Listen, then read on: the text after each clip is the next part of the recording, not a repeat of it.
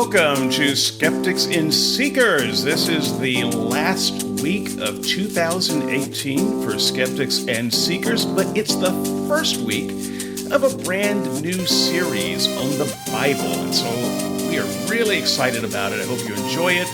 This is a series that comes from me, and I will be describing, well, before we get into that, in case you've forgotten, I'm David Johnson, the Skeptic. And I'm Dale, the Christian or Seeker. Okay, and so now that we've got that out of the way, what we're going to be talking about is why the Bible does not matter to me, and why I think it shouldn't matter to you either. So normally when I make a case and I just try to describe my feelings about a thing. But I'm going to go a little bit beyond that this time. I'm going to describe my feelings about a thing, but I'm also going to talk about why maybe you should adopt a similar feeling. So that's a little bit beyond what I generally try to do. But I feel strongly about this issue, and I truly believe that the Bible is an irrelevancy that should be consigned to our past. It should not be in courtrooms. It should not be in state houses. It should be left to antiquated, crumbling churches, and it should not have a place on your coffee table. So that's a lot to try to prove. We're going to do it over the course of 3 or 4 or even 5 weeks. I'm not sure. But the thing is, they won't be consecutive. And so next week, Dale will have his subject, and I will come back with another part in my series on the Bible, and that's kind of how it works. In fact, I think that Dale is probably going to be running a series concurrently with this one as well. So there'll be a lot to work through, and we've got some great guests lined up. A couple more than we had the last time we talked about it. But rather than talking about our guests, let's just get on with the show, shall we, Dale?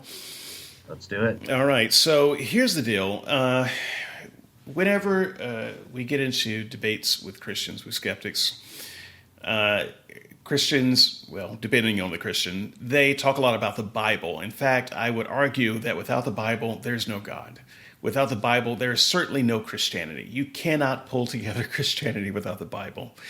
I don't think you can get to Jesus as any Christian understands him without the Bible. You can't get to God without the Bible. In fact, if you take literature, even religious literature before God, no Jehovah. So you need the Bible to even find that guy. The Bible is central to the Christian claim. They simply cannot make an argument. They cannot make a convert. They cannot make a case without appealing to the Bible. And I argue that we grant them too much when we allow them to make their case with the Bible. The Bible is an irrelevancy. It does not matter what the Bible says on any given subject. The Christian automatically loses when the Bible comes up. In fact, just a little insight on me and how I work on the boards. Sometimes what I want to do is make a Christian explain why they believe a certain thing. I don't care what it is. I just want to ask them, okay, but why do you believe that? Where did you get that information from? Let me tell you the answer that I am looking for. I got it from the Bible. Now, they understand that that's the answer I'm looking for, and they almost never give it. And you know why they don't give it? Because they know that the Bible is a losing argument. The moment they claim that this thing that they are saying that you need to believe and do, or this thing that they've bent their lives around is from this old dusty book, they have lost the argument. And so I'm going to explain a little bit about why that is. They have lost the argument with me, and why I think they should automatically lose the argument with you. So with that said, my first point in this series of why the Bible should be ignored as the irrelevancy that it is that ultimately God's opinion is meaningless. It's meaningless to me, should be meaningless to you. This is going to be the most difficult case that I am going to make in this entire series, because I am granting the Christian almost everything that the Christian wants. I am granting that the Bible is accurate.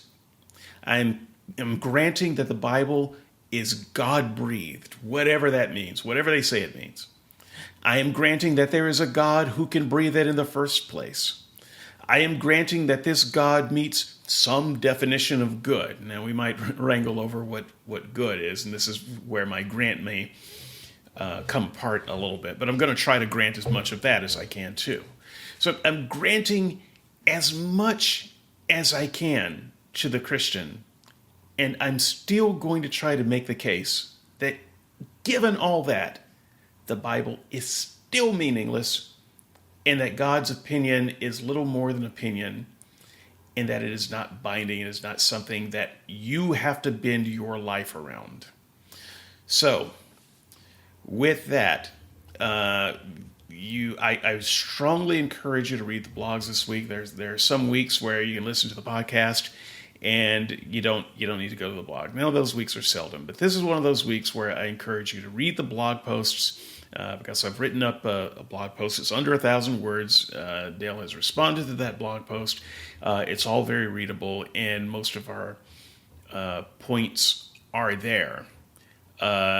I'm going to start, in fact, rather than try to make all of my points, because I know that Dale is going to rebut to my three main points, I'm just going to give as one example, my happiness matters to me. In fact, I'm going to make the case that happiness is in fact the most important thing. It's the most important thing to me. It's the most important thing to you. It's the most important thing to everybody, whether you admit it or not. It is the most important thing. So here's how it goes. So first of all, I want to do things that make me happy, and you want to do things that make you happy. So this is an obvious thing. Nobody wants to do things that makes them unhappy. Now, some of the things that make people happy may seem unpleasant to other people. I mean, you might be into S&M, for instance. That wouldn't make me happy, but, tying yourself up and getting yourself beaten with whips might actually make you happy. Now, that may seem miserable to other people, but you are actually pursuing what makes you happy. And I contend that people always pursue what makes them happy. Helping people makes people happy. Just talk to people and ask them, what do you like to do? I love to help people. So, that's not altruism. They're not helping people out of altruism. They're helping people because it makes them happy. Furthermore, the idea of helping people, let's unpack that a little bit too. What are you helping people to do? Well, you are helping people to become more happy than what they are. Otherwise, you're not really helping people at all. You're hurting people. You're trying to give them food so they have enough food. You're trying to give them, you're trying to give kids Christmas presents. Why are you trying to give kids little toy trucks? Toy trucks do not make kids grow. It doesn't make their bones stronger. It makes them happy. We're all trying to pursue happiness, the things that make us happy and the things that makes the maximum number of people around us happy. Happiness is the goal. Even the Christian that walks around lemon-pussed all day for all of their life, suffering for the Lord, even that person is doing it so that they will ultimately be happy. They have this idea in their mind that if they go through 80 or 90 years of suffering here on earth, they will have an eternity of happiness. And so at the end of the day, it's still all about pursuing happiness. Our happiness, not God's happiness or God's idea for our happiness. We are pursuing our happiness. And I encourage people to embrace the fact that you are hedonistically pursuing your happiness. And that doesn't mean that you're doing it without regard to other people. We are social beings.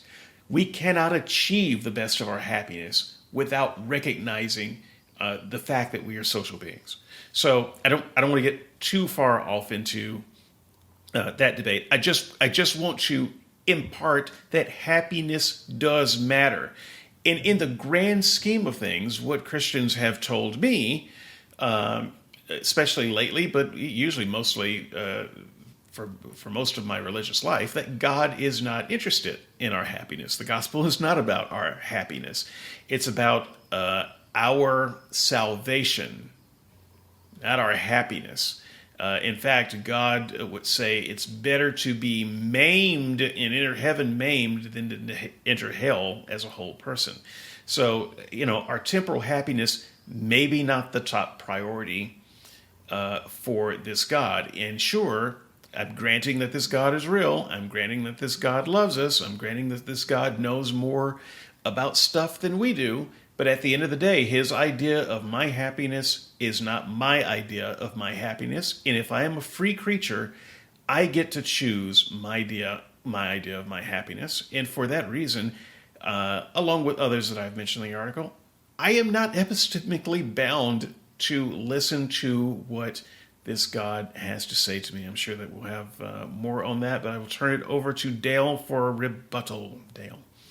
Okay, so I'll leave out the 3 specific points until you make that point. No. Actually, I'm counting on you to make the specific point, so it's okay.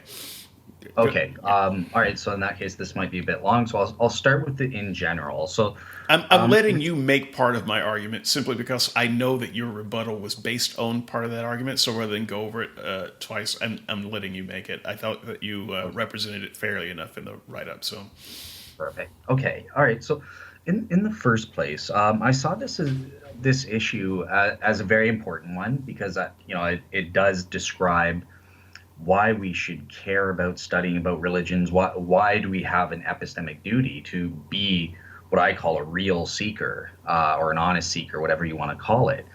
And it reminded me of a question that one of our listeners, Richard Morgan, asked me once regarding the pursuit of truth. So in the first place, I admitted to him that on atheism, we don't have any epistemic duties whatsoever, in my opinion. But likewise, even with regards to religions, pretend Buddhism is true. I don't really care. I don't like the end goal that religion sets up, and therefore, so long as I'm convinced that my understanding of what nirvana is, the ultimate goal, the ultimate purpose for human beings, and that's what it offers. Okay, fine. Poof. I don't want that, so I'm not going to waste my life following the precepts of Buddhism or trying to figure out if Buddhism is true. So let me cut in right there and say, okay, 100% agree. Excellent point. Couldn't have said it better myself. I don't like the end goal of Christianity.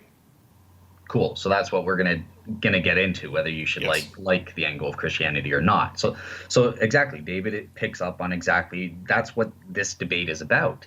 Is Christianity like Buddhism? Should we figure out if it's true or not? Is the goal that it lays out worthy of going after? So in the first place, David mentions about, look, one of our main motivations for following a religion is pertaining to knowledge or wisdom about the nature of ultimate reality and our own ultimate purpose within that ultimate reality, what it is and how to achieve it. This is what some philosophers like Keith Ward have called the iconic vision. So one of the main motivations, so another book that was influential by Richard Swinburne is called Faith and Reason. And he lays out there are 3 basic reasons why people follow a religion or try to figure out if it's true and then follow it. So one is to achieve, within a Christian context, our ultimate purpose or a salvation. The other is to help others to achieve their ultimate purpose and or salvation. And then the third is to pay any homage to any deities or the due respect for, the deities that create or God that creates you. Now, it's the first one that David goes after and partly the second one. So David says, look, salvation, that's the main goal of Christianity. That has nothing to do with happiness. Well, actually, it does. Salvation entails happiness. Happiness is one of the goals of Christianity. That's what I've always been taught. I'm going to be happy. I need you to make that connection better. Salvation and happiness, they sound good together, like chocolate and peanut butter, but they are in fact not the same. You can save a person from themselves and lock them in a room and keep them fed and nourished and live for a long time. They've been saved, but they're not happy. So I Right. would, in fact, decouple the idea of salvation and happiness. Okay. So in one sense, David is right. So here's my next point that I was about to get to. But mere happiness, this is what I'm going to call it, mere happiness, isn't in and of itself good enough, because there can be a serial rapist that David alludes to. He's happy when he's raping innocent women, or, I'm sure it made Hitler happy when he slaughtered all those Jews. So obviously, mere happiness um, isn't in and of itself good enough. And this is what I think religions do well. We achieve through salvation, we're achieving a true happiness. Now, what the heck is that? Obviously, within human beings, we have this deep ingrained longing to achieve a deep well-being, which provides an enduring, perhaps everlasting, even I would argue, and worthwhile happiness, a happiness that has value. And this is what Christians typically call bliss, or in the Latin beatitudo. Um, so this is what true happiness is, and it has an ultimate value or virtue to it, and it's enduring. So this is what I think Christian salvation offers to us, and why we should want to seek out whether Christianity is true. We want to attain this goal, and as David says, we all have this longing for happiness, but it's obviously not this mere happiness. It's something more, I think. This happiness or bliss, this true happiness, is one of the reasons why we want to follow Christianity or a given religion in general, since I'm just generalizing at this point. Now, where does following a religion come into play? And this is what I'm calling the virtue ethics factor, because, or just virtue in general. So, what does it mean for a happiness to be enduring and to be virtuous? So basically, in virtue ethics, this is works in conjunction with what's called deontological ethics. And deontological ethics are things like rule-based ethics, like thou shalt not do this or thou shalt not do that. And it's not just a matter of, oh, okay, this is a rule, I'm going to follow it. But the virtue ethics sort of handles, well, why are we following this? And it focuses in on the character of the person. So religions give various precepts of, things you should do in order to achieve this bliss, in order to achieve this blissful happiness, or the end state. In a Christian context, that's salvation. And basically, virtue ethics looks at, how you can develop characters that are fit for that purpose. So, and obviously, so it's kind of like what Plato said. How does someone become brave, for example? Well, it's by doing brave things, and eventually that becomes so ingrained into us that it becomes a habit.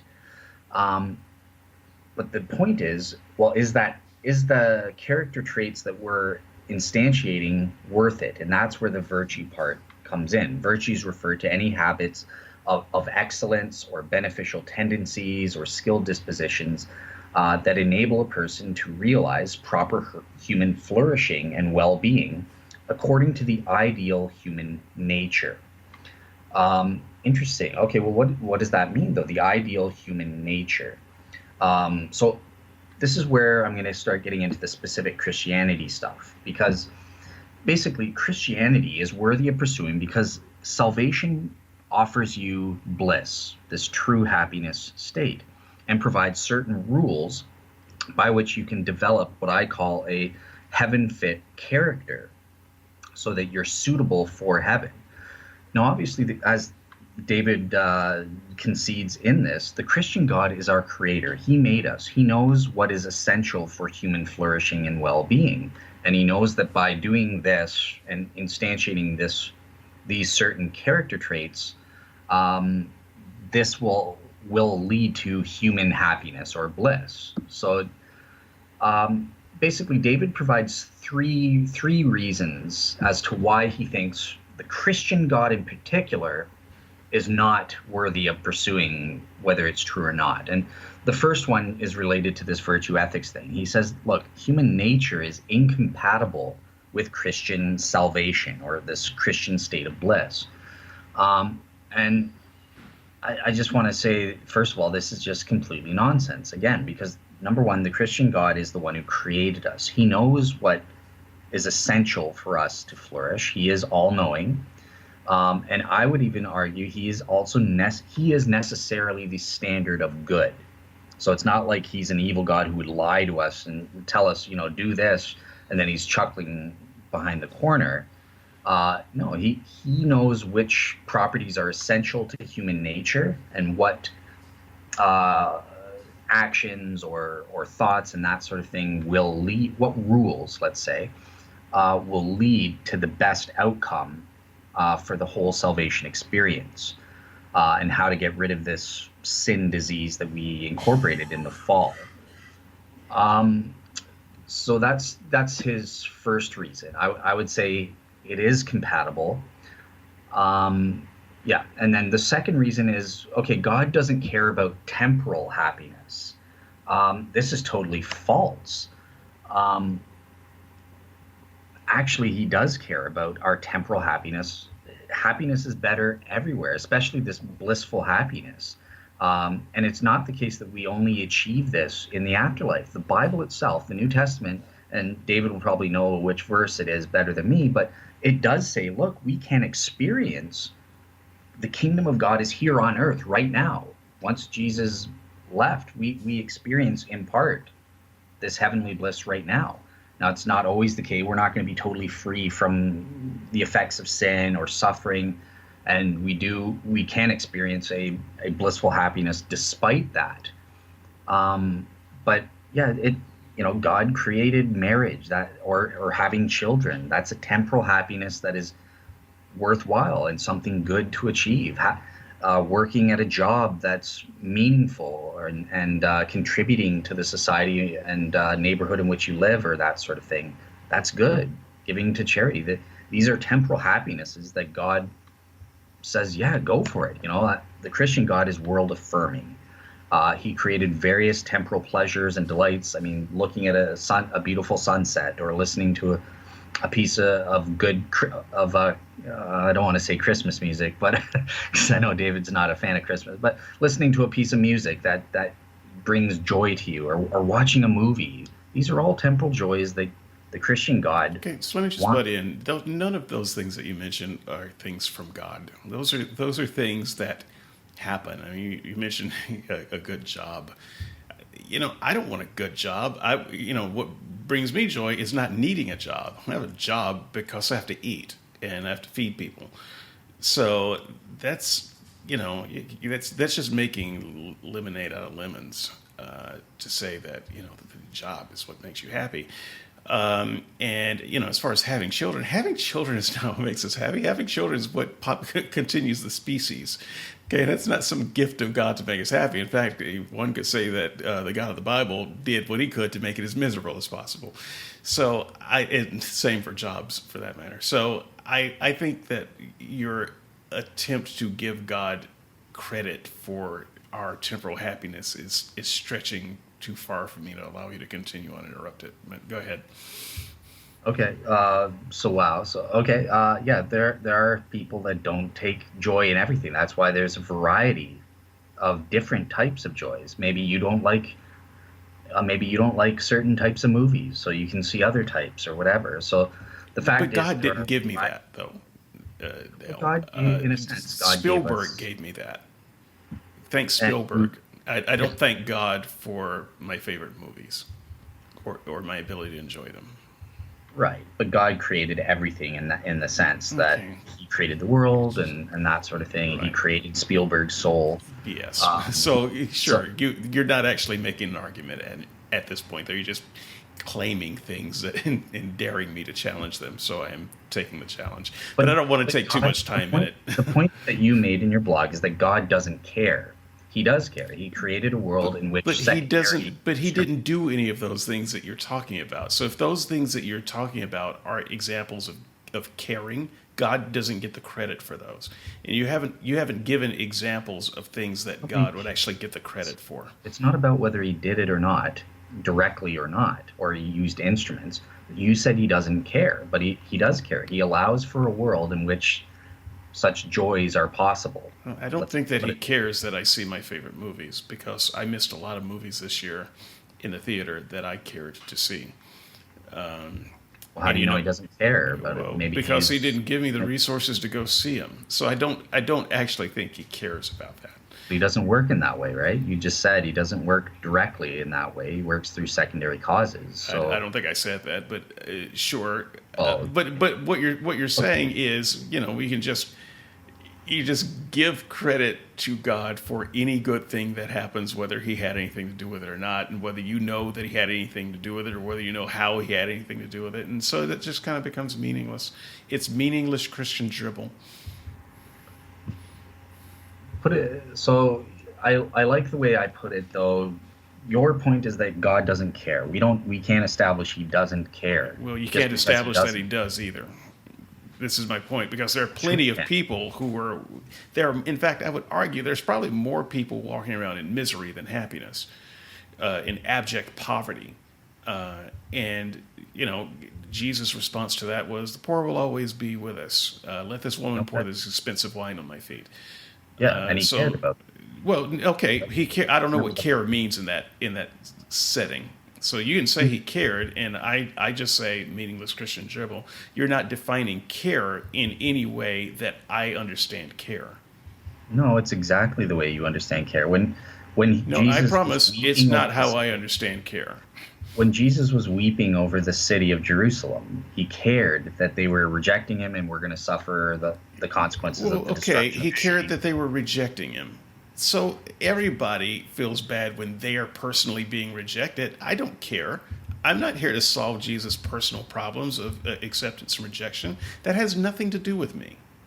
Okay, no, but he cared for them, is what I'm saying. And Well, but you say what? he cared for them. But when you say that, you say he cared about himself being rejected. And, if I were to give that story any credence, I would agree with that. That he cared for them, no, he didn't care for them enough to not send them to hell. He didn't care for them.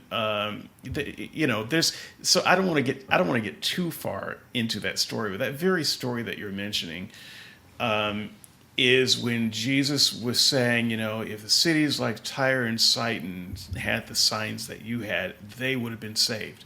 The question that the Christian ought to ask is, why the hell didn't you give Tyre and Sidon those signs then, if you knew that they would be saved? He didn't want them to be saved. He gave them exactly the signs, exactly enough signs so that they wouldn't believe, but not enough that they would. He knew Okay, exactly what would cause them to be saved, and he yeah, withheld that. right. Because he wants to say, you're giving me Molinism. Remember your concessions. So because he wants to save as many souls as possible in a world where well, I'm not playing a game. Like if Molinism's true, um, then this explains why he didn't do that, because ultimately it would lead to more souls being saved, Okay. and that he does care about I will saving. not argue with that. I think that in in this instance, once you start leaning on that particular type of Molinism, I think that your argument has lost its teeth. If it had Doesn't any, I think that kind of kills it. But at any rate, I'm perfectly happy to leave people with your impression of that. They understand why I disagree with it, well and so I will let you here's finish your point. yeah. So here's your last point, and this is it's a good segue because this is what you're actually saying. God is selfish. He only cares about his own glory and having a bunch of glorified guest men up in heaven who will serve and worship him, you know, and that sort of thing. And this is what sort of David hints to, and this is not true biblically. Again, it's a concession that the Bible is divine revelation here. Sure, there are verses where it talks about people singing and worshiping God. First of all, there's nothing wrong with that. God is a being that's worthy of worship. And worship is for us, it's not for God. It helps us. It's part of our human nature, which God created, and brings us joy to worship that which is worthy, supremely worthy of being appreciated. I make no bones about thanking or praising someone who holds open a door. I thank them in a way that's appropriate for what they did to me. God is the creator of the and sustainer of the universe. He created my soul. He created this world, all these joys for me to establish, and ultimately led to my salvation. Because this objection is up in heaven. Once we're saved, we're for eternity. We're just going to be bowing and worshiping and that sort of thing, as though we're mindless robots. But that, first of all, these things that we're doing are good for human beings, for the human nature. Okay, first of all, how do you know that's not what we'd be doing?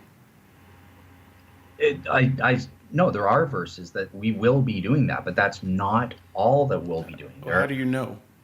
Because the Bible tells us, and you Really? granted me the Bible. So, Sure. So tell me what the heaven experience is, because one of the reasons I don't care about the end goal in the same way that you don't care about nirvana is because no Christian has ever, and this is for the time that I was a Christian and beyond, has ever described to me any type of heaven that seems compatible with the Bible that I would want to be in for eternity. I have never heard that description. And the alternative is, well, and if you don't like heaven, there's hell, so at least you get to escape from that.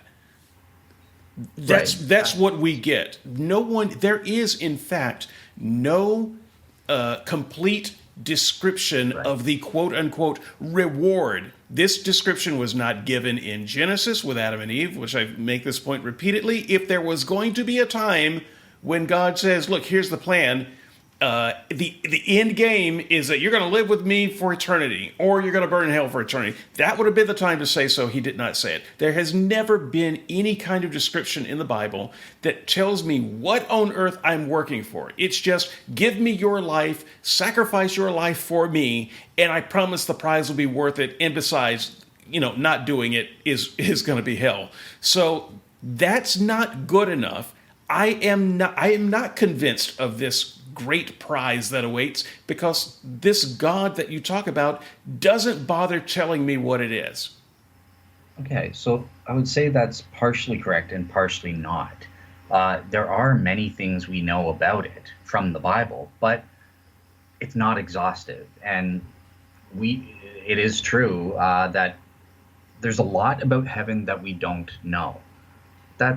That's fine. What we do know is sufficient. No, it's sufficient to you. It's not sufficient for me. Okay, but so listen, the Bible's claims about itself. Let's start with that. Let's start that. The Bible itself claims heaven is a place you would want to attain, right? It's saying, God is saying, look, this will be good for you to be here. Where does it say that? Well, it doesn't say it in those words, but I'm saying it said there are verses to that effect. Okay, and I'm trying to really avoid going into the Bible, and I don't even like asking you where does it say that, because the whole conceit of this series is why you shouldn't even care about what the Bible says. So I don't want to make my point on the Bible, but for this case, what you are saying is that the Bible makes claims about this prize that we're supposed to care about. And I am telling you that I do not know of any biblical passage that even makes a claim that I should care about. That you should care about. Yes, only in that limited sense, I'm asking you to show me this claim in the Bible that I have missed that I'm supposed to care about, because I don't know what it is. Okay, so here's one. Here's a few. So in the first place, we know biblically that it's devoid of negative qualities. It's devoid of pain and suffering. You won't be crying. These come from Revelation, chapter 7, verses 15 to 17. No tears in heaven. So you think that's literal? Because I never know what in a Bible is a description that's literal or not. So are the streets of gold literal? I think it means you won't be sad. Well, wait a minute. You think it means. You don't actually have any idea what that means. And the reason I know that you don't have any idea. That is what it means then. Okay. Okay. But I'm gonna just tell you briefly why I don't think you know what it means. Because what it means is that your loved ones who aren't in heaven and are burning in hell or whatever they're doing in this dungeonous place of doom, you're not going to care about. Neither you're not going to care about it, which means that you have been substantially altered in a way that you're no longer yourself, or you're not going to know about it, which means that critical information is being held from you. So the idea that you will not be sad knowing that the person you spent 90 years of your life with isn't with you, if that doesn't make you sad, then I don't understand what sadness means in that case. And by the way, I don't want to be altered to a state that doesn't make me sad. And I don't want to forget the people that were in my life. So another alternative is people in your life, well, maybe you just forget them when you're in heaven. Well, if you forget them when you're in heaven, then you're not you anymore. Yeah. So yeah, I have answered that before or whatever. So it's you don't forget and you don't stop caring in heaven. You do care about these people. You wish they were in heaven, but you're not sad because they are in the place that good. Heaven is so good. Just pass another margarita. They chose to be in hell. Poor Uncle Benny. I don't believe in a torture chamber model for hell. Poor Uncle Benny. I mean, he was a nice guy. He just didn't buy into the Christian story that he was being constantly inundated with the fundies, and he is missing out on this. Poor guy. Pass another margarita. Boy, these are good. Well, put it this: like I'm not sad over you. I care about you. I wish and I hope that you'll choose to go to heaven. But if you don't, as this whole thing is you trying to prove you're not going to go there. I don't care if it's true. It's not a worthy goal for me. Okay, but you're trying to describe heaven to me, and you're saying that there are no tears in heaven. And I'm trying to tell you that if that is true, despite the fact that you've got people you love that aren't there, and there's no sadness or misery over that, I don't want to go there. Have you ever heard the saying, if you love people, you got to let them go? Look, I don't listen to a lot of country music these days. That sounds like a country song that I don't want to hear. But basically, it's okay. I respect it. It's the way I feel right now towards you. I understand that, but I don't want to go to the heaven you want to go to. I ask you to describe something about heaven in the Bible that I should care about, and you haven't done it. If you were saying that I should care, that there are no tears in heaven, that there's no sadness, that I'm not going to be sad because I'm there, and my wife, who was beside me every day and who made me coffee every morning without being asked, if she's not going to be there and I'm not going to be sad, screw your heaven. I don't want any part of that. Okay, so that's you. That's what I'm saying. That's what I'm saying. There has never been a description of heaven in the Bible, in my Christianity, or in my atheism that anyone has ever given me that made me want to go there. Well, David, I want to go there based on that. Plus, there's other stuff as well that we haven't even gotten to. Okay, it can't be in a glorified state. Jesus, in his resurrection body, gives us some information of what the afterlife will be like for us. We will have glorified, resurrected bodies, which apparently could be perhaps interdimensional, right? So you have superpowers. Sorry? You have superpowers. That seems to be what it means to have a glorified body. Yeah. Are you suggesting that our superpowers in our heavenly bodies will be the same as Jesus' superpowers after his resurrection? Does the Bible say that? Yeah, he's the first fruits. He's the first fruits of what's to come. We will have glorified bodies. This is Ephesians 2:6, Romans chapter 8. Yeah, but it never actually says what glorified bodies are. Yeah, but we can look to Jesus as a signal, right? Because his glorified body also had death wounds. I know that you know this. You don't need to be a Bible student for this. The man still had nail holes. Do you think, what if they were gone? I don't want that.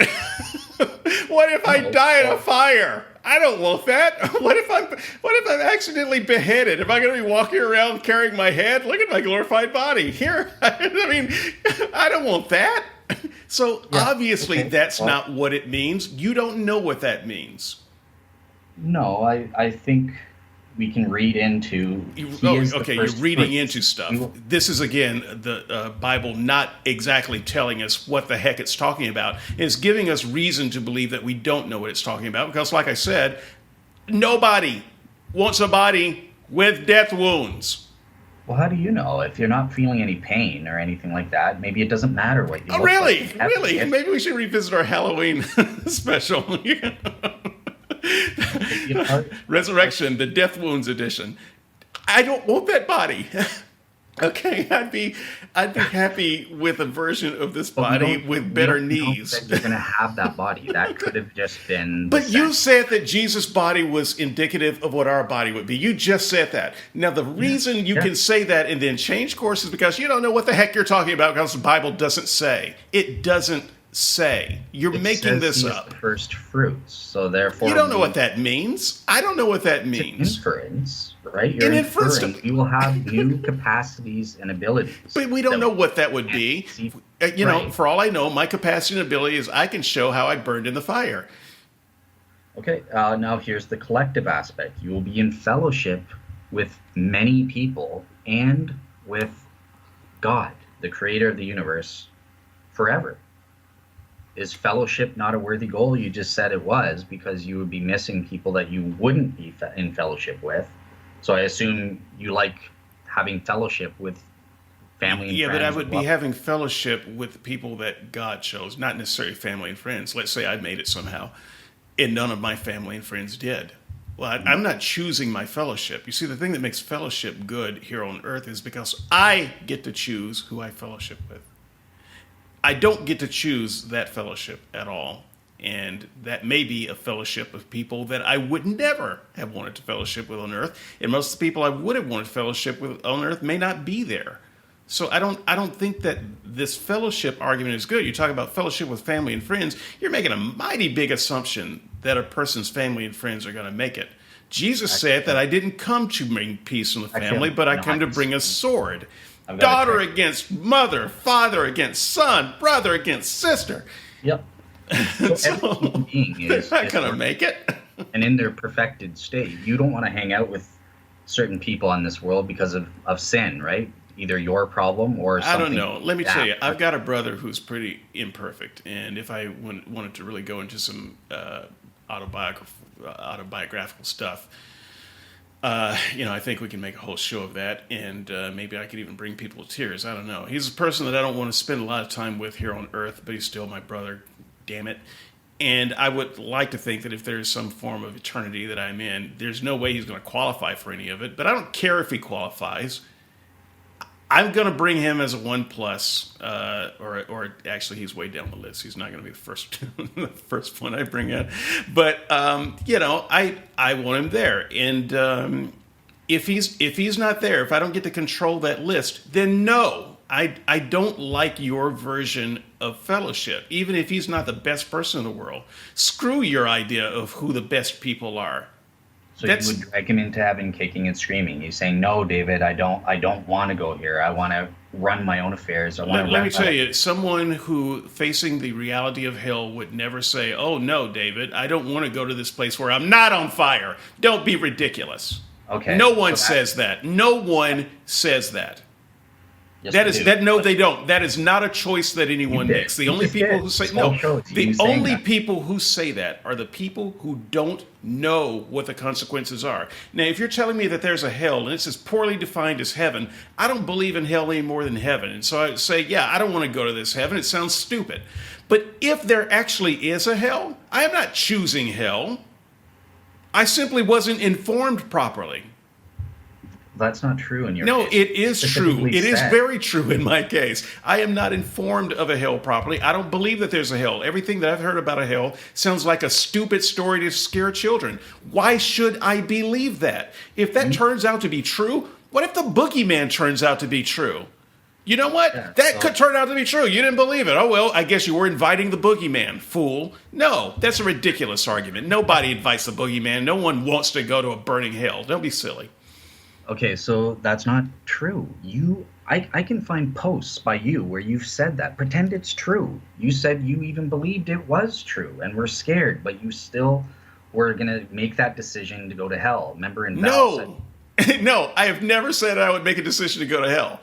I would make a decision not to go to heaven if there was a oh, choice to not go to heaven. No one says they want to go to hell. You are truly misunderstanding the non-believer in their motivations, and this is part of this Christian dichotomy. There's a hell, there's a heaven, there must be a hell, and if you don't want to go to one, then you must want to go to the other. That's foolishness. That's so stupid, and Christians should quit saying that. And Tara, this one's for you. You are absolutely right. It is absolutely immoral for a Christian to sit there and say, oh, well, you wanted to go to hell. God let you go to hell because you wanted to. Fuck this God. Can I say that on the show? It's, well, I would prefer you don't, but. Okay, all right. I'm going to tell you what. I'm going to just edit that out. Edit it. Okay, go ahead. Yeah. Okay. So yeah. Tara is absolutely wrong. You are wrong. You do choose to go to hell. Remember, you're conceding the Christian Bible is correct here. Now, I don't believe in the torture chamber model of hell, which would take some of the sting out of what you're trying to, the point you're trying to establish. So I think it's talking about the fact that it's a quarantine zone. We would choose, you have the choice, heaven or hell. That's it. Hell is okay, God is no longer relationally present with you. You're on your own. You have your will and your way. And because of you guys continue on in your sin disease, you turn that quarantine zone into hell. If sin is just left to unmitigated for eternity, that's what makes it hell. Honestly, that sounds a lot like New York, and I love New York. So I would just stay here. Thanks. Great. So you would choose to go to hell then? I would choose to stay here. But I would just caution you, remember, New York, over the course of eternity, getting continually worse and worse and worse in terms of sin. What makes you think it would get worse once you get rid of the Christians? You're talking about a better New York. So I would love to give that a try. Okay, so thank you for proving my point. That's what I mean. Okay, well, but you see, if you're saying that hell is simply the absence of God, relational absence, great, fantastic. But when other people say that, they're talking about something very different, and I am not, in fact, inviting hell upon myself as they define hell. I am simply inviting an absence from this miserable place described as heaven. Now, if heaven's not a miserable place, Christians and the Bible do a lousy job of selling it. Worst sales job ever. Well, here's another thing. Ephesians 2:7 talks about our continued growth. This is for Sarah because she was saying that an appreciation. One of the virtues I was saying for character traits is an appreciation for pursuing truth, not just achieving truth, but pursuing it and obtaining it and appreciating. That's the character trait, appreciating the obtaining of truth. And the Bible tells us that we will be experiencing continued growth. Well, but can't we experience that without the heaven too? You know, if heaven is just New York without Christians, can't we also continue to grow there? Not in a worthwhile way. Oh, wait, whoa. Who defines worthwhile? God does. But we've gotten rid of that bum. Sorry? So we've gotten rid of that bum, remember? So who defines worthwhile? No, you haven't gotten rid of that. Because New York without Christians is hell, remember? So he's not there to tell us what worthwhile is. Oh, you don't get to define worthwhile in my afterlife without your God. Yeah, so he's relationally not present. That doesn't mean he's not still present. He's still good. He's still there, screwing around with stuff. Oh, well, that is hell. I'm sorry. I don't want to go there. He's ontologically present. Oh man. Not relationally. How about Arizona? Arizona. Nobody wants to go to Arizona. It's hot as hell there. Can I have an afterlife in Arizona without God? Because the whole idea is I don't want that guy's idea of happiness, right? I mean, you're talking about ultimate happiness with an ultimate meaningfulness, whatever that means. These words actually don't mean anything to me. I don't know what you're talking about when you're talking about an ultimate happiness. All I know about is happiness, as I understand it, as a temporal creature. And if it means something other than that, I don't know what that is. I'm not sure that I want any part of it. I can't say that I don't want any part of it. I just don't know what it is. So I don't see why I should care. It includes What if you can be watching movies in heaven? Really? Why not? Why? Or maybe we can time travel. Wait a minute. Heaven has the movie channel? Sorry? Heaven has the movie channel? Not? So heaven is Vegas. If that's a temporal happiness. If that's a temporal happiness, why can't you enjoy all the Elvis impersonators you want, all the crab salad? Why not? Is this a good thing? We won't need it, but maybe we could still enjoy it. Okay. Well, sure, that's fine. But it's at this point you have to understand that's not a Bible thing. That just sounds like you're making stuff up to make it sound good. And it says, look, there's incomparable riches of his grace. And here's I don't want the riches of his grace. I've seen the riches of his grace. I'm not impressed with the riches of his grace. Okay, but getting to know God over eternity, learning new things and the mysteries of the universe. Scientists get joy out of discovering new things. We'll be able to get to do that. I mean, it doesn't actually say that you'll be learning new things about the mysteries of the universe. This is you editorializing again. You might be learning new things about heaven. So that's I don't buy your editorializing that this somehow means that scientists will be able to study in better laboratories and writers will be able to they'll all have MacBook Pros and the kids can watch The Simpsons and there will always be a new episode every time you turn on TV. I don't buy that for a moment. That sounds like something made up. It doesn't sound like anything the Bible talks about. And if this is what the Bible meant, it should have said so. It shouldn't leave you to sit here editorializing and creating those things, kind of head-canoning those things into existence. So in the first place, it's good. The biblical data is determinative. So By underdeterminative, you mean it's not clear. The Bible doesn't say this. No, it's clear in what it tells us, but it's not exhaustive. I don't know if we're going to be watching TV shows or not. I'm just saying maybe we could be, because that's a happiness that we could enjoy or something like that. It is clear in the Bible that there will be incomparable riches and that it's going to be we're not just in heaven. Riches. What kind of riches are we talking about? This is another one of those things. You remember earlier I asked you flippantly, now I'm asking you seriously, do you believe there'll be streets of gold? So I'm going to ask you this first, because I didn't want to avoid. You said that we'll just be up in heaven. There will be no physical stuff and that sort of thing. You know that the Bible does say there will be a new heavens and a new earth, new creation. Right, creation and I don't itself. know, and I'm telling you that that's apocalyptic language, and I do not know what it means. I can tell you what many Jewish and Christian scholars might think that those things mean, but that does not, in fact, say in a literal sense that there will be another world like this world. So we don't actually know what that means. And I would contend that you are not scholar enough to weigh in on that. I think I am. I'm not a scholar, but I've read enough scholarship to know that it's not just in apocalyptic. I'm not just quoting Revelation or Daniel here. It's throughout the entire Old Testament and Bible. But the quotes are apocalyptic themselves, and so just because someone quotes an apocalyptic quote in a book that is not necessarily apocalyptic doesn't mean that it stops being apocalyptic language. It doesn't stop being apocalyptic language. No, but it's not.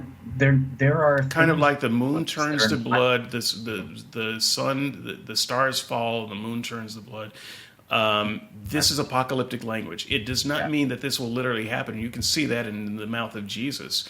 Here I am using the Bible to make a point, which is something that I don't want to do. But I'm trying to help you understand something about literature here, in particular this piece of literature. That is apocalyptic language every time it's used. It never means that the Swiss cheese mood starts bleeding. It's never what it means. Yeah, so the passage in Joel is apocalyptic language, but not everything that talks about the just because it's talking about the end of the world doesn't make it apocalyptic language. You like to scold me for not knowing literature, so you understand better better than me how they identify different genres, and there are different genres that speak about stuff that will be happening in the end of the world. Yeah, but what I'm saying is these are popular phrases from apocalyptic works that people reference in the Bible. So it doesn't matter if Paul, for instance, who is not necessarily writing apocalyptically, says the moon will turn to blood and the stars will fall or something like that. He's not suddenly speaking literally here. He's referencing popular apocalyptic images. And the same thing is true with things like streets of gold, and Yeah, whatever the other thing is that you mentioned. So just because oh no, yeah, new heaven and new earth, you were taking something that was originally very apocalyptic and poetic, and you're literalizing it, and you're saying, you see, we know that this will literally happen. You are using that very wrong. You can't do that. That's not, in fact, what that means or how it's to be used. Now, that's not to say that that won't happen. I'm not suggesting that that won't happen somehow as proof of it. I'm just saying that that is not proof that it will happen. You're reading it wrong. so I'm not actually. I understand you're trying to say there's genres within genres do happen, but again, there's ways to identify it, and it's not the case. This notion of a new creation or creation itself being redeemed from this sin curse is throughout the Bible. I mean, N.T. Wright has, I think it's in his book Paul and the faithfulness of God that I have or something. So this is a mainstream theme that goes across genres throughout from the book of Genesis all the way up until Paul, and Paul then capitalizes on it. I get that Revelation, the streets of gold. So you did ask me about that. Yes, I would agree with you that is obviously the apocalyptic genre.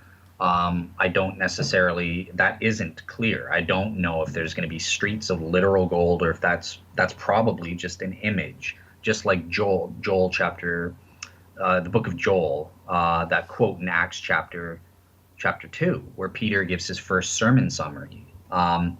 Obviously that stuff didn't happen. The moon didn't turn to literal blood and all of that. That is apocalyptic language within the genre that is historical stuff, historical genre or biographical genre. So I agree, but I also disagree that if you're just saying every time it talks about creation being renewed, that's just apocalyptic. No, it's not. There's different genres that speak of that topic. That's my only point there. Okay, and maybe one day we'll swing around and cover that. But I would just say I think you're wrong there. One of the ways that I would back up the fact that I think you're wrong, or at least that it's a far more complicated issue than you seem to think it is that within the Christian faith itself, different Christians have different interpretations of that. And so some Christians are looking forward to a time where the entire creation is erased. God puts the whole big eraser to it because it's been messed up, and he's going to fix it by erasing it, and there's going to be a new heaven and a new earth. And by the way, that new heaven, what is that heaven? Does that mean the place where God dwells now? Well, that was messed up too, wasn't it? War in heaven and all that? Or is that a different idea of heaven? So they're not entirely sure of that. But other Christians would say, oh no, God made creation perfectly. He's not throwing it away. It's not going to be erased. No, it'll be cleansed. There'll be a good spring cleaning. But it's not going to be a new heaven, as in some new thing made. So I would say even within the Christian explanation of this passage, there is great confusion among scholars on what this means. And so, I think that you're reading a thing way more simplistically than you have a right to.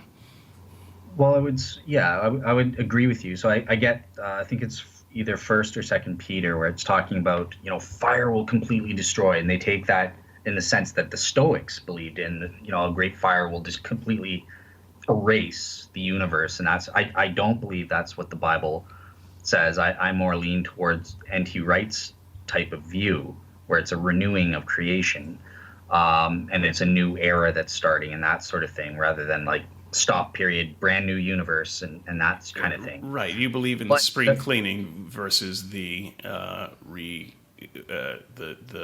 new buildings, yeah, new I guess creations. that's a good way to. Yeah. But regardless of who's right, let's pretend I'm But wrong. you understand those are diametrically opposed views. They're not They're mutually compatible. exclusive. Yeah, Yes. but who cares how we get there? The main point. Pretend I'm wrong. Okay, I don't care. Fine, it's brand new buildings. The point is we have a new creation that's we're able to live in as in our glorified resurrected bodies, free from sin, free from pain and suffering and that sort of thing. So who Oh, cares how we but I get there? I do think it does matter. It Okay. matters a great deal. So I once again I could talk a little bit about eschatology and the different types of ways it could end and why it matters. That takes us a little bit too far afield. Yeah. I think to bring it back to the point that I was originally making is that this idea of what our ultimate happiness is not in our control. It's in God's control. It's God's idea of our ultimate happiness. And already you have described heaven in two or three ways where I can honestly say that doesn't sound good to me. Now, if that's the ultimate happiness, remember, I am trying to grant you most of this, even though I'm Yeah. arguing with you. I Yeah. am trying to grant you most of this. If most of what you say is true, you have presented to me an end game where I don't want to play because I don't want that. That is not my sense of happiness. And I'm thinking, well, if that's the sense of happiness that God's going to somehow enforce on me or that I've got to kind of develop, then I care about this as much as you care about nirvana. Okay. Okay. So yeah, and I think this is for listeners. This is the fundamental point to focus on is do you sort of like Abraham's example, do you submit to God, which in this blog we're granting exists, the Christian God is true and that sort of thing, and he's telling you, look, salvation is good for you. I designed you. I know what's good for you. Do what I say, and you'll achieve that end. Or do you sort of say, no, you know what? No, I'm gonna do it my way. I know what's best for me, not you, God, not you, Mr. Omniscient and omnibenevolent God, who designed me and is doing what's in my best interest. I think I know what's best for me. So I'm trying to think of an example. Here's one thing. So let's pretend you like smoking cigarettes. We all know how bad it is for you. And God says, stop smoking cigarettes. It's bad for you. Would you agree that the smoker should submit and listen to God? He knows. Pretend this is before we knew that smoking was bad for you and all the scientific evidence backing it up. Pretend this is the 1920s or something, and God comes down to you and says, "Stop smoking." Do you say, "No, I'm going to keep doing it. I like doing it. It makes me happy. I'm going to keep doing it"? Or do you say, "Well, I submit to your God. You are all knowing. You are all good. I trust you. I put my faith in you, and I'm going to throw the cigarettes away." No, I say, who do you think you are, old man? Oh, okay, okay, No, honestly, because at that your scenario, the one that you just laid out, is that we yeah, don't know that smoking is bad. yeah, Now, God doesn't come down and give us more information about smoking in your scenario. He just says stop doing it, like some kind yeah. of authoritarian bully. Screw that guy. Okay. Maybe he just doesn't like the smell of smoke. Okay, well, I do like the smell of smoke. Why should I stop smoking?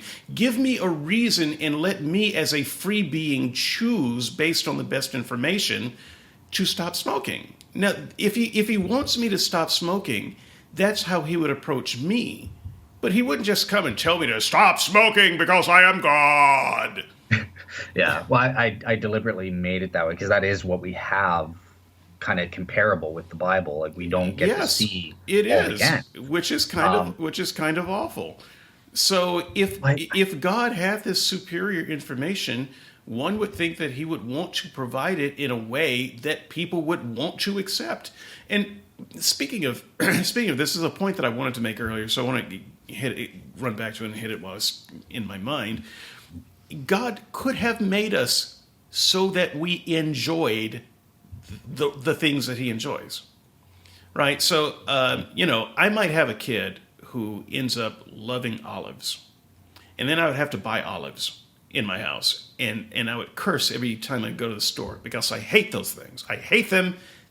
They should die. They're eyeballs. Stop eating olives, people.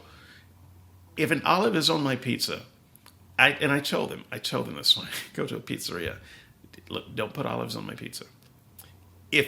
Don't put them on and then think that you're going to pick them off later. You will make me a new pizza. I don't want a pizza where olives have been picked off. I don't want the pizza made on the same table where olives were sitting. So I despise olives.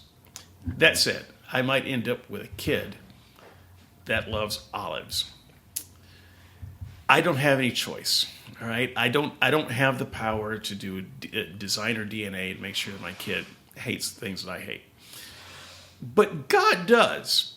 And if he really hates smoking, he could just make us where smoking is repellent to us. It's a revulsion. There are other things that are naturally repulsive to us. Smoking could be one of those things. So if God actually cared that we not smoke, then he could have made us that way. No, he just wants to be a jerk and be the authoritarian who makes us not smoke for bad reasons. He's not going to tell us the good reasons why we shouldn't smoke. We should just not smoke because he said so. He's God, he made us, and he can unmake us. Screw that guy. Did I say that already? That's absolutely the wrong approach if you actually care about what someone does. Okay, so a couple of things. Shoot. Oh, yeah. So in the first place, no, God didn't make us with a proclivity to smoke. That comes up.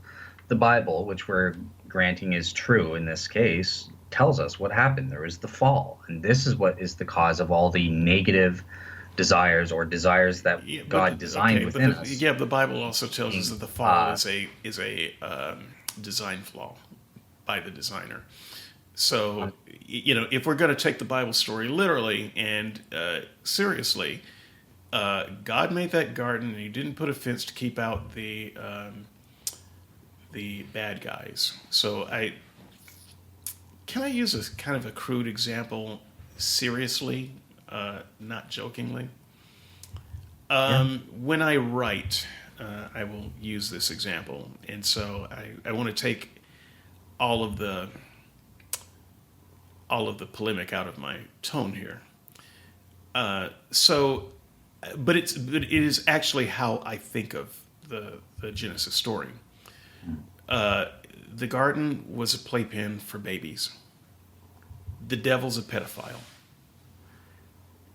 God did not keep out the pedophiles. And now the pedophiles have, let's say, ruined the children in the playpen, and now they have different desires than what they would have naturally grown up with, and they are blamed for the way they are now. It was God that made a playpen open to pedophiles, and he didn't protect them. Screw that guy. But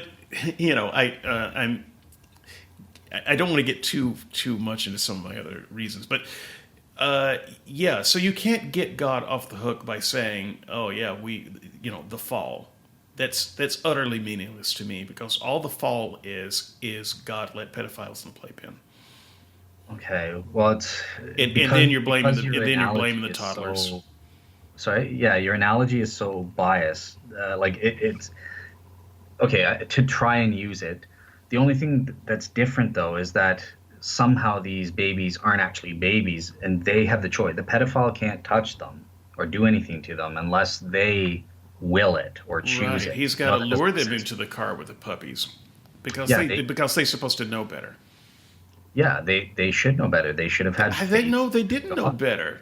The God snake was told them, smarter don't. than them. The most cunning thing in the garden wasn't the woman or the man, it was the snake. Actually, no, it was God, and God told them. God gave them a rule: don't eat this. So Well, it's coming but they back to my weren't main second or third. I mean, point. they were at the bottom of the list. They were about as clever as the cucumber. No, they weren't. They were human beings with full cognitive faculties and rational faculties. They didn't have experiential knowledge of sin, of good and evil in Right, that sense, but they had like knowledge. toddlers. No, that they had knowledge of good and evil. No, well, look, every 6-year-old understands what the parent means when they say never get into the car with strangers. They understand the words. They understand the concept. So if Right. you're saying, well, they heard the words, they knew what don't eat means, uh, I think you're just playing a game that doesn't ultimately work Yeah, with but they're not with. that they're not 6-year-olds in the first place. These were fully mature adults that had all the cognitive and rational faculties that you and I do as adults. They were told not to eat. They were They given a had rational faculties, but they didn't have any deeper knowledge of things. They had, as you say, no experiential knowledge. You're going to surely die. Well, what does that mean? yeah, but It reminds me of one of my favorite episodes of SpongeBob, if you'll allow me. Um, I don't know if you get SpongeBob in Canada. fortunately we do. I've never seen it.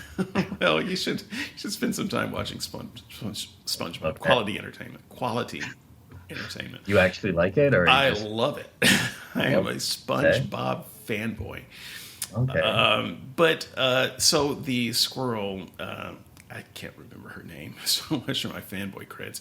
Um, she's inviting SpongeBob and Star the what's his name? Anyway, SpongeBob and his sidekick to hang with her at her house, and she's got this fish tank over her head so that she can breathe under the water. Is kind of the way that they express that. But SpongeBob does not understand what the surface means because he's never been to the surface, and she says, "Oh, by the way." You'll need some way to breathe because we use air up there. And SpongeBob says, "I love air," and she leaves and says, "What's air?" This is so. You know, it's one thing to say, "Oh yeah, they had full human capacity." Well, you know what? Capacity is not equal to knowledge, and to say you will surely die. I can imagine Adam turning to this woman golem, mud golem, rib golem, and saying, but I didn't want to ask it because I didn't want to feel stupid, but what's die?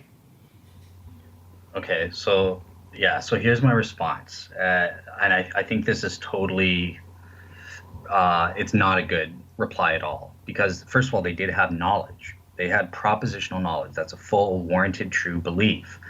Not to do it. Now, your example is like No. me piecing. That's not knowledge. Let They me heard say a let me say my command. response. Right, I understand that, but Can what I- you just said is incorrect. You just okay. call that knowledge, Yeah, and that that is is. not knowledge. Yes, it is. It's knowledge under the technical definition of knowledge. It is knowledge. That's why we use premises that derive a conclusion that's logically valid and sound. That's propositional knowledge. We have knowledge. But there are different types of knowledge, right? That there's acquaintance knowledge, or that's what I'm calling experiential knowledge, which they didn't have of certain things. So here's my example to refute it. I don't have any experiential knowledge what it's like to murder someone. So that's like me saying, okay, well, I'm just going to go and try it and be like, what? I didn't know any better. I had no experiential knowledge of what it's like to kill someone until now. Now I know it's bad. But before, I'm innocent, even though I'm a rational being. I know propositionally, without having any experience, that it's wrong to murder someone and I shouldn't do it. Um, does that analogy help to explain? I would be guilty if I just Yeah, said not really. I'm a baby. I'm Not really, because okay. what the story gives us is I am telling you not to do this thing, and I'm not giving you any other reason not to do it except that I say it, and the fact that I'm going to give you this particular punishment that I am telling you. Now, I'm not going to define this punishment. I'm not going to make sure you understand what this punishment means. I'm just going to say these words. And yeah, I know that you don't know what the full extent of that is, but that's what you have to go on. And, at some point, eating a tasty fruit that's been put in your face every day, that looks appealing to you, that was designed to be attractive to you, unlike dog poop. Dog poop, not attractive. That fruit, very attractive. Designed to be attractive, designed to be in their face. You tell me that, okay, there's going to be some punishment, but maybe you're thinking, well, you know what? I'll take the punishment. I want to try that fruit. Maybe you wouldn't take the punishment if you actually understood what the words meant, what the punishment meant. You do need some knowledge to understand consequences. And I would say that this is also a further part of the problem with the Christian story. I will mention again, if the ultimate punishment is hell, that should have been mentioned there and explained. If what you're saying is, I'm going to tell you not to do this, and the deterrent is, I will make this thing happen, then that thing has to be something that people fully understand. And I don't think that in this story, there's no evidence that there was any understanding. Right, but there's no evidence that they didn't understand either. So you got to be careful that you're not. You kind of scolded me for reading in about TVs in heaven. You can't read in that they didn't understand. They did understand. They would experience death. We can read into that was also spiritual death kind of thing from Genesis as well. So okay, I don't necessarily read into that, but I mean, look, I don't understand the punishment reading the literature now with all the tools that I have in front of me. I don't see how we think that they understood it better. Because they were communicating directly with God. Okay, well it's headcanon. They didn't ask any questions. God didn't give any further explanation in the story. So anything else that we assume is just headcanon. All I'm doing is commenting on what the story gives us. Right, but the story doesn't give us these 6-year-olds with no understanding of the consequences or anything like that. That we can't. They didn't seem to understand that the snake was evil. I mean, it would have been helpful if God had said, by the way, I've got this evil creature in here, and he's going to try to cajole you into disobeying me. You should not listen to that guy. That's a bad guy. So here's why it's not good that they did that. And this is our fundamental thing. It's because it was an exercise of faith. It was, look, you're supposed to have faith in God. You submit to him. You trust what he says is good for you. No matter what anyone else says, no matter what you think, God has proven himself, the Christian God, assuming he's real and is all good and is omniscient and everything, you should place your faith in that being. You say, I think smoking's good. I'm eating an apple or eating a fruit. That looks good to me, but God told you don't. So I have but faith. he gave me free will to choose to do that, and he gave me a body with senses that says this is pleasant. Now, once again, if he cared about what was actually good for me and wanted to steer me into what was not good for me, he could have made me differently so that those things did not appeal to me. Now, what you were saying is, well, but it's this big test, and this kind of goes into the last part of my series, which is God is evil, because I think that such a test on its face is an evil thing. This is not about making sure that you do the right thing and that you steer clear from dangers and so forth. This is about something else entirely. So part of my argument here, just once again bringing it back and drawing near to a close for those who are thinking, man, how long are they going to go with this? We're coming to a close, I think. So the idea that God is in it for himself, that his idea of happiness is about him and not about us. So I agree that God is all about happiness, but he's about his happiness, and not necessarily about our happiness. He wants us to have faith in him. He doesn't want to make it clear what his true nature is. He wants to give us just enough information to be mildly curious, but not enough information to take us where we need to be. It's the point that I was making about Sidon and Tyre earlier.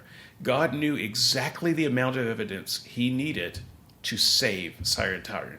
If they had seen those signs, and by the way, these were not things that God wasn't willing to do. God gave these signs to other people. The only reason he held them back from Tyre and Sidon is because he knew that they would be convinced. So he stopped just short of giving them what they needed so they would be lost. And he's playing some type of game to say, well, I just want you to try harder, try harder, try harder. Oh, well, you didn't try hard enough. Go to hell. That's not a game I am interested in playing. That is not a God that I'm interested in playing it with. I think that is an evil in and of itself. It is a selfish act. It is God having a sense of what he thinks is a good heaven. And so that's what he's working toward. He's not working toward our sense of fulfillment at all. It's all about his sense of fulfillment. And if we don't fit in with that picture, he's done with us.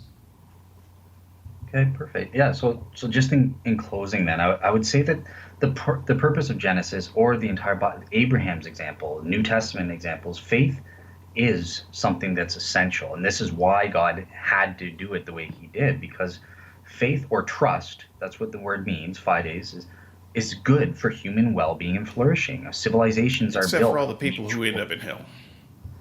It wasn't good for them. Because they didn't have trust, but it would have been good if they did. So it wasn't good for them.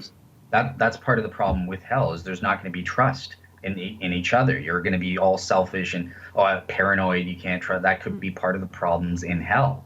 But trust is an essential heaven-fit character trait. So it is necessary for God to instill faith as a character trait.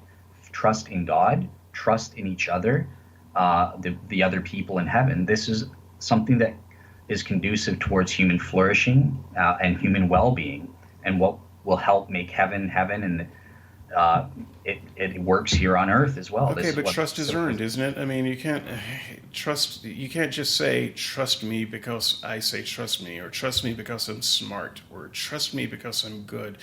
No, there has to be some demonstration of things that breed trust. Trust cannot be commanded any more than love can be commanded. I mean, you just will be saying, well, love is essential and you don't have it.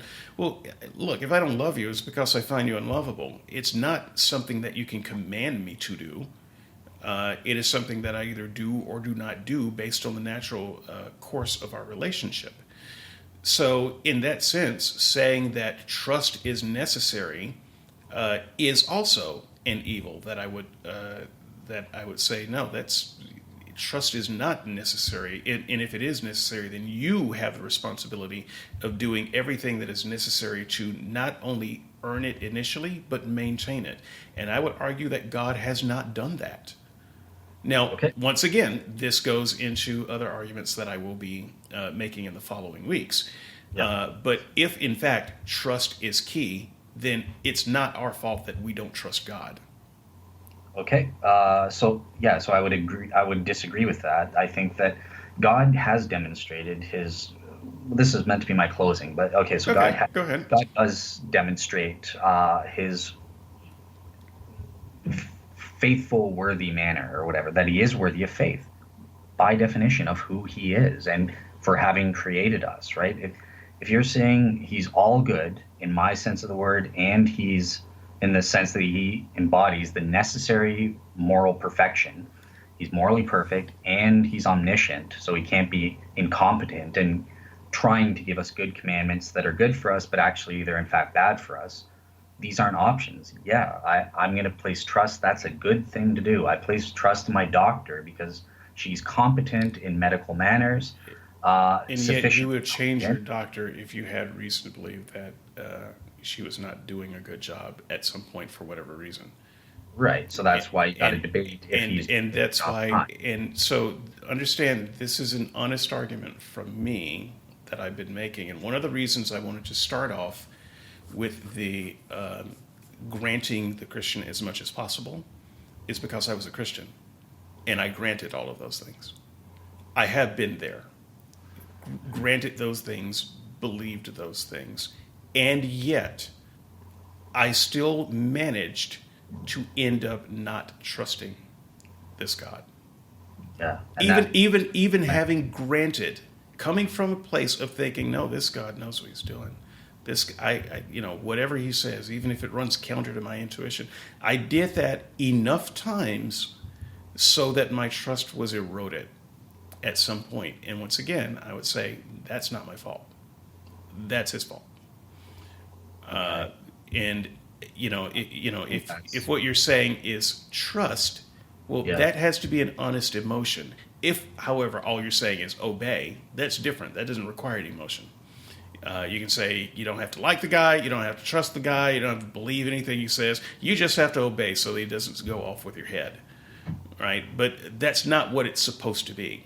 And so, if it's a matter of trust and faith, I had those things, granted him those things, and he didn't hang on to them. Not my fault. Okay. Yeah, and that is the divide. I do think it is your fault, and um, it's a shame that. Okay, so I get that you're saying it sort of eroded over time. At first you did, and that sort of thing, but that implies that you didn't actually trust him even the original time. You Sure had does. this Trust doesn't lingering. mean that you think that a person can never fail or that a person can never do anything wrong. That's not trust. That's sick. That's sickness. That's mental illness. You are mentally ill if you think that about anything. Not in God's case. God is morally perfect, right? Okay. This is why he's worthy of our infallible trust. This is why we should trust him.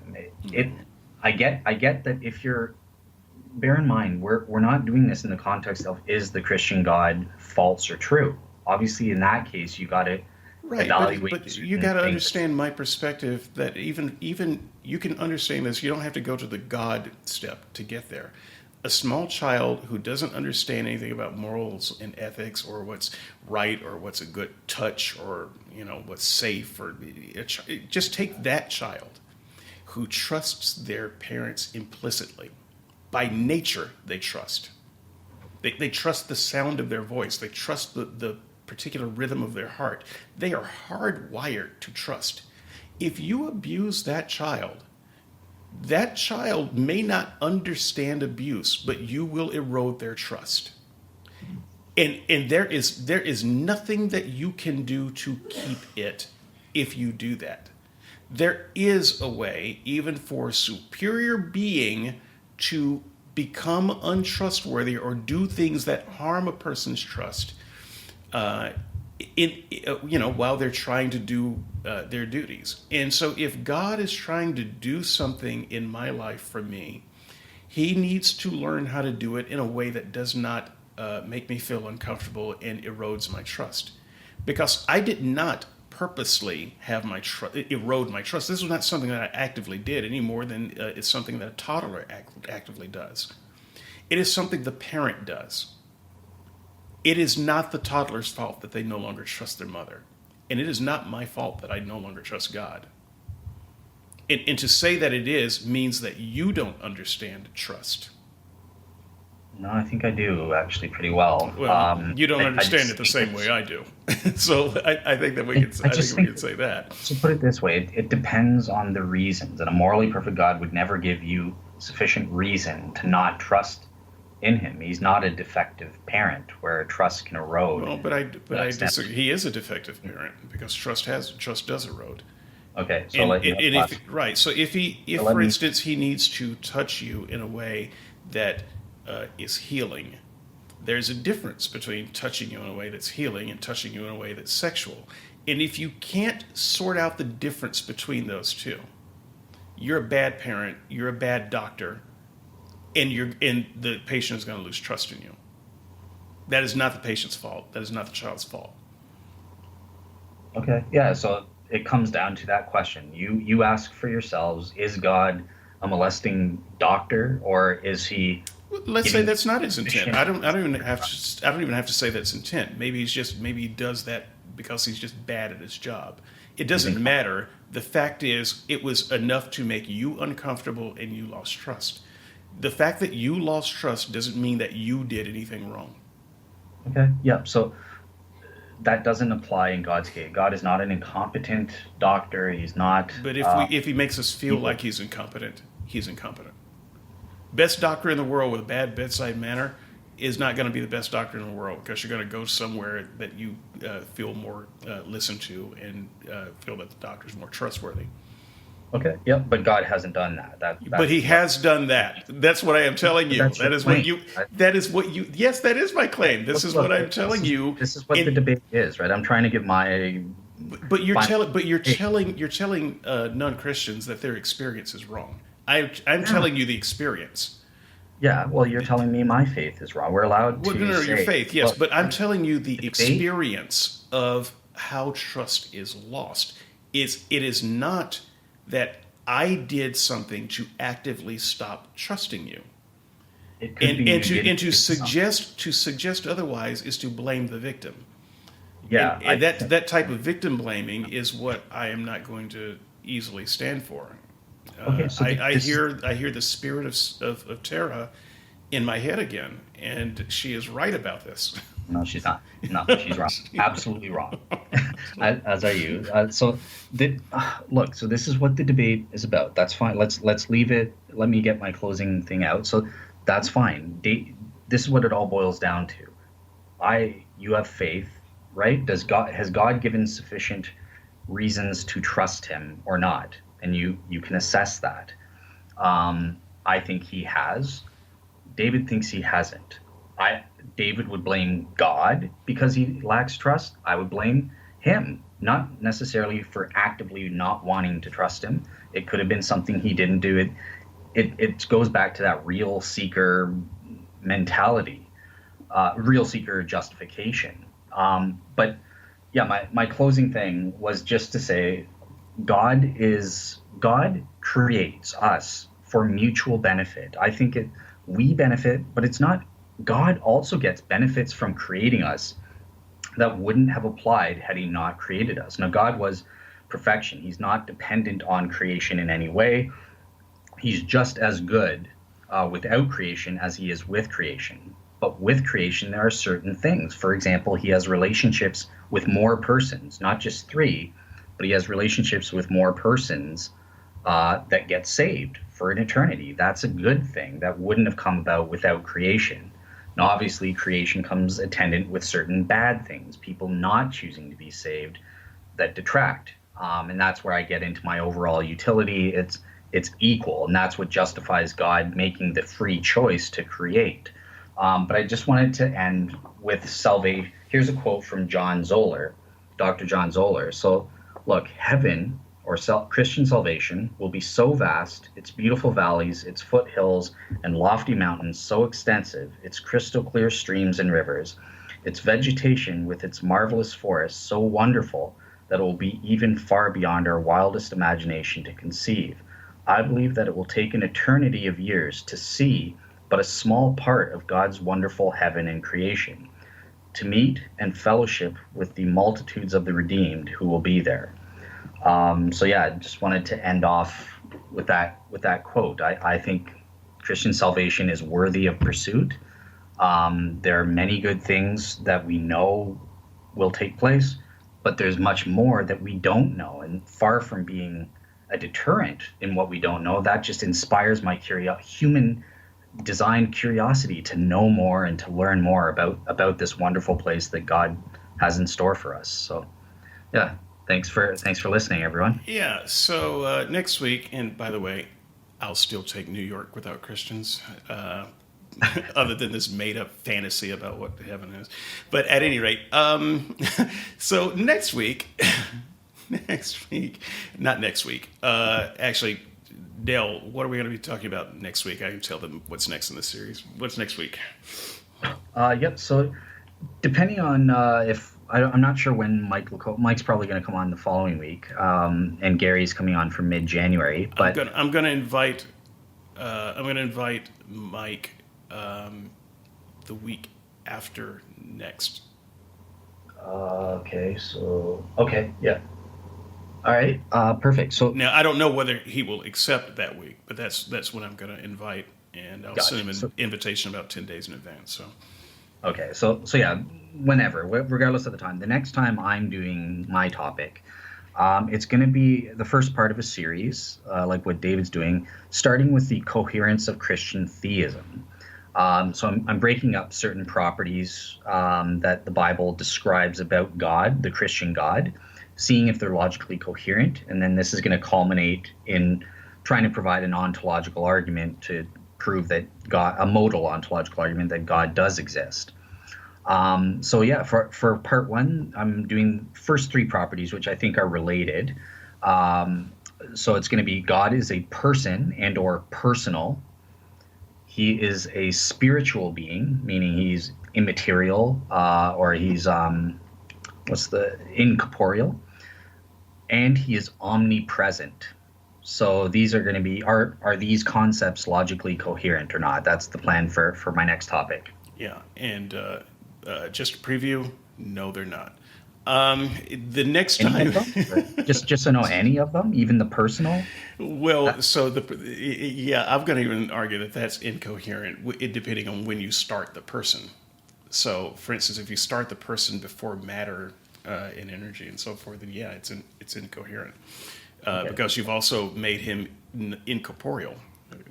Yeah. So that. So I have some serious problems with the idea that he doesn't really exist by what we mean by existence, but he's there, and yes, he's a person, a non-corporeal person. He's an invisible guy. Yeah. No, So that's not really coherent. So you're not really saying a person and then non-corporeal and then spiritual. You're kind of putting it together, and so neither one of those attributes make sense in that particular soup. You would yeah. have to Well, change what the I do soup is for that to make sense. yeah, and what I should say with logical coherence. I guess I'll be saying this next week, anyways. But yeah, so I'm building up. So I am just starting. He's personal, pretend he's embodied, but personal, and then I build up, kind of thing, to these properties. But then it's going to have to be the conjunction itself also has to be logically coherent. So I'm guessing that's where David is going to Yeah, be. I'm going to say that the ultimate recipe, when you're done making your recipe, that recipe can't exist. That recipe is not logically incoherent. Yes, there are carrots. Yes, there are green beans. Yes, there are. But the way you're trying to make a soup, no, you can't make a soup. Okay. All right. Yeah, I look forward to that. And I made sure to put in the incorporeal things. I followed your advice by using my second most important ones first, and then doing the lesser ones, and then going to the finishing off with omniscience and all of that. So, all Yeah. right, cool. Yeah, and the next time we get back to this series, I will explain why you should not care about what the Bible says because, well, the reason I don't care is I don't understand it, and neither do you.